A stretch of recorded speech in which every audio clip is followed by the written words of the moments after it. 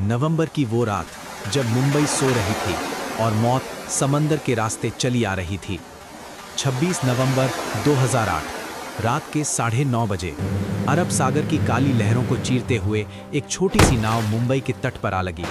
उस नाव में 10 नौजवान थे जो जानबूझकर यहाँ मरने और मारने आए थे। लेकिन ये महज एक हमला नहीं था, ये एक ऐसी साजिश थी जो पाकिस्तान की गलियों में 1.5 साल पहले बुनी गई थी। एक ऐसी योजना जिसके हर धागे को इतनी सफाई से बांधा गया था कि दुनिया की कोई खुफिया एजेंसी उसे वक्त पर नहीं समझ सकी। सवाल ये है, ये सब शुरू कहाँ से हुआ और किसने इस खेल की बिसात बिछाई? बात करते हैं साल 2006 की। लाहौर शहर में एक संगठन का नाम फुसफुसाहटों में लिया जाता था, लश्कर-ए-तैयबा।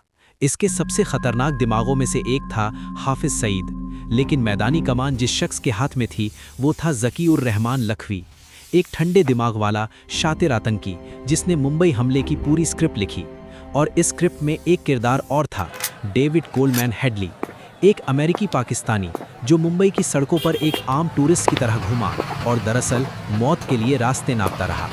हेडली ने मुंबई के 5 चक्कर लगाए, उसने ताज होटल के कमरे बुक किए, छत्रपति शिवाजी टर्मिनस की तस्वीरें खींची, नरीमन हाउस के आसपास घूमा, हर गली, हर दरवाज़ा, हर निकास, सब कुछ उसने नोट किया। ये तस्वीरें और नक्शे लाहौर भेजे गए, जहां लखवी ने एक मॉडल बनवाया।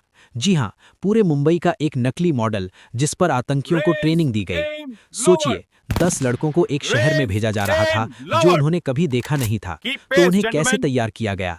इसका जवाब है months of psychological conditioning, physical training और एक झूठी दुनिया। मनशहरा और मुजफ्फराबाद के जंगलों में इन 10 लड़कों को रखा गया। इन्हें AK-47, हैंड ग्रेनेड और RDX के इस्तेमाल की ट्रेनिंग दी गई। लेकिन सबसे खतरनाक ट्रेनिंग थी मानसिक। इन्हें बताया गया कि वो जिहाद के सिपाही हैं, कि उनकी मौत जन्नत का दरवाज़ा खोलेगी, कि मुंबई में मरने वाले काफिर हैं। हफ्तों तक यही जहर इनके दिमाग में भरा गया, जब तक कि ये लड़के इंसान नहीं, एक मशीन नहीं बन गए। इनका लीडर था अजमल कसाब, उम्र थी 22 साल, पाकिस्तान के फरीदकोट का रहने वाला, एक गरीब परिवार का लड़का जो कभी साइकिल चाहता था और आज दुनिया के सबसे बड़े आतंकी हमलों में से एक का हिस्सा बन रहा था। लेकिन सवाल ये था कि इन्हें मुंबई पहुंचाया कैसे जाएगा? समंदर का रास्ता चुना गया क्योंकि कोई सरहद नहीं, कोई चेकपोस्ट नहीं। कराची के तट से एक जहाज रवाना हुआ, MV अल हुसैनी। बीच समंदर में भारतीय मछुआरों की एक नाव को हाईजैक किया गया, उनके चालक अमर सिंह सोलंकी को मार दिया गया और उनकी नाव इस्तेमाल की गई ताकि ये लोकल नाव की तरह दिखे। ये क्रूरता महज शुरुआत थी। 26 नवंबर की रात 10 आतंकी, 10 थैले, 11 जगहें, एक शहर। उन्होंने मुंबई को 10 हिस्सों में बांट दिया था। Taj Mahal palace hotel, Oberoi Trident, Chhatrapati Shivaji terminus, Nariman house, Leopold cafe, Cama hospital, हर जगह को एक टीम सौंपी गई थी। और सबसे चौंकाने वाली बात, इन सबको रियल टाइम में निर्देश दिए जा रहे थे। पाकिस्तान में बैठे हैंडलर्स सैटेलाइट फ़ोन और VoIP कॉल्स के जरिए इन्हें बता रहे थे कहाँ जाओ, क्या करो, कितने लोग हैं, पुलिस किस तरफ से आ रही है। ये सिर्फ हमला नहीं था, ये एक लाइव डायरेक्टेड ऑपरेशन था। जब कसाब और उसका साथी इस्माइल CST पर घुसे, उस वक्त वहां हजारों लोग थे। उन्होंने अंधाधुंध गोलियां बरसाईं, लोग भागे, गिरे, चिल्लाए, प्लेटफॉर्म खून से लाल हो गए। कुछ ही मिनटों में 58 निर्दोष जानें चली गईं, सिर्फ उस एक जगह से। और तभी ताज होटल से धुआं उठने लगा। ताज, मुंबई की शान, एक सदी पुरानी विरासत, आग की लपटों में थी।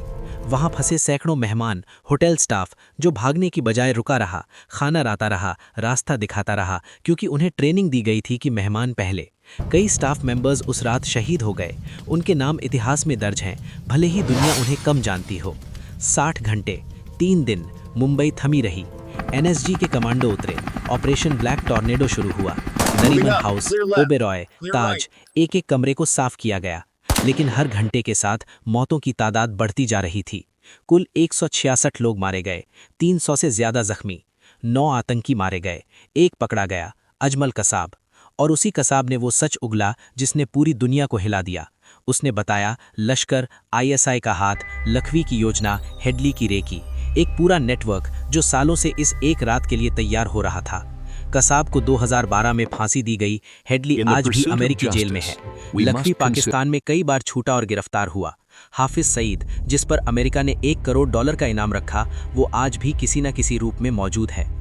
लेकिन जो सवाल आज भी बाकी है, जो आज भी हवा में तैरता है, वो ये है क्या सिर्फ 10 लड़कों ने मुंबई को रोका था, या उनके पीछे एक पूरा सिस्टम था जो आज भी चल रहा है?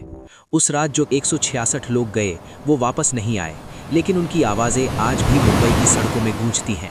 उस ताज होटल की दीवारों में, उस सीएसटी के प्लेटफॉर्म पर, उस समंदर की लहरों में जो आज भी उस रात की गवाह है। मुंबई रुकी नहीं, मुंबई झुकी नहीं, लेकिन कुछ जख्म ऐसे होते हैं जो भरते नहीं, बस दरअसल वक्त के साथ दब जाते हैं।